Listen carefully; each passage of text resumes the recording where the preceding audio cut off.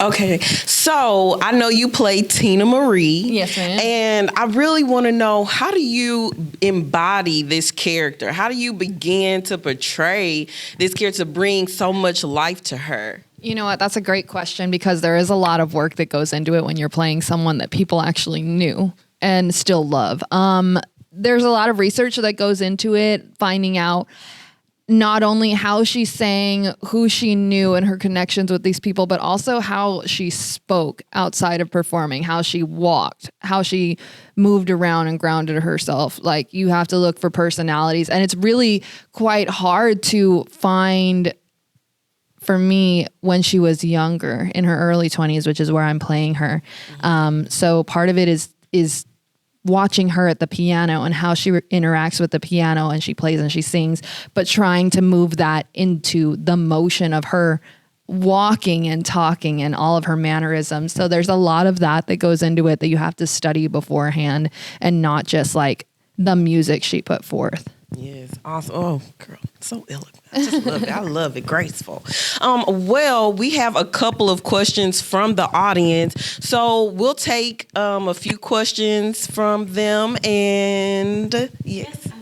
Okay. Yes, ma'am. I'm Tazia. I'm Hi. from Buffalo, New York. Okay, girl. We actually, we represent Rick James, like a lot of things in Buffalo.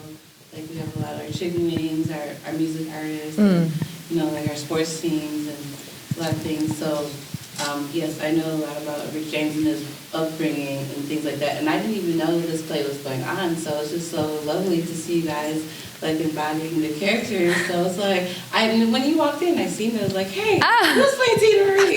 Good, I'm doing something right. And I'm like, oh, how do you feel about being Rick James and when you put on the costume? Because Rick James, he used to wear clothes that guys, even though as much as styles have changed since his day, we still haven't gone to that phase of dress again. Like, guys wear the tight jeans and stuff, but they ain't wearing the high heel boots and the braids and the bangs. So how do you feel when you get in that costume? Do you feel like you are changing into a different person? Are you getting into that person? Does it fit you, or do you feel like you have a connection? How do you feel is portraying that character? That's a good question. We, as an African American, as a black man in America, we all share a connection. So he grew up in Willard Park, in the projects. I grew up in Sunnyside Park. I grew up in Houston, here. So, ma'am, Rick James Willard Park Projects in Buffalo, New York. Yeah, in Buffalo, New York. It's a place in Buffalo, New York. It still exists. You said Sunnyside. I'm figuring something. No, I'm comparing my life. He's from Sunnyside. Okay, I'm sorry. Okay, I'm Yeah. So it's a place in New York called Willard Park Projects. I grew up in Sunnyside Park. It's basically the hood, basically. He talked about ghetto life. I had the ghetto boys down here.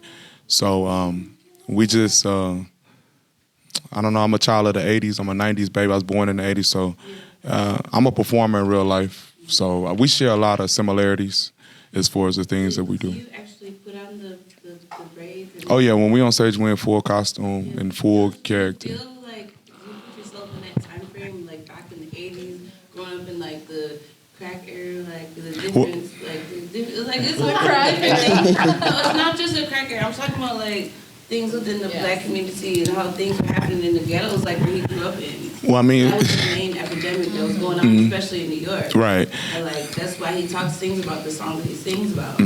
Well, I guarantee you, as a black man in America, I know very much about the ghetto. And so that's why I was saying about sharing a connection already. You don't have to actually live that experience in that time and place, but the ghettos are still here. So it's just, part of being in the... It's not the same. Okay. Well, so what I know that we're talking about the costumes and everything like that. So, what's your favorite costume of the play? Now, don't give too much, but what's your favorite costume of the play? Because I know you have some costume changes. Man, I got 4 at the beginning. Four at the beginning. Now like, that's right just off at top. the beginning, okay? But I mean, this costume, this wardrobe department is spectacular. I call them the miracle workers because I mean, they come in. I mean, they do it on the spot. I mean, they can fix your clothes right there on the spot, have it fitted and tailored for you and stuff. So I mean, as far as wardrobe, that's spectacular. But that really helps you get into character because I mean, it's iconic pieces that we're replicating rather. So it's fun. The wardrobe is fun. I'm like a kid in the candy store. Awesome. And I know that we're talking about different eras, right? So can I hear from the cast, how is it playing someone from a different era? I mean, is it something that you all had to study, or was it just like, did it come natural to you? You just kind of, took together what's happening right now and what happened then and kind of combined it together, or are you separating these two? Well, I personally think we have great direction from Harold in terms of that, because I'm not going to lie, I didn't listen to much of that music growing up. It was a lot of like A Perfect Circle from my mom. But we've got some great direction. And when you can also see how the other actors are doing around you and kind of learn from them as you go as well. At least in my case, because I wasn't really sure how to move forward with it. But I think we're finding our footing.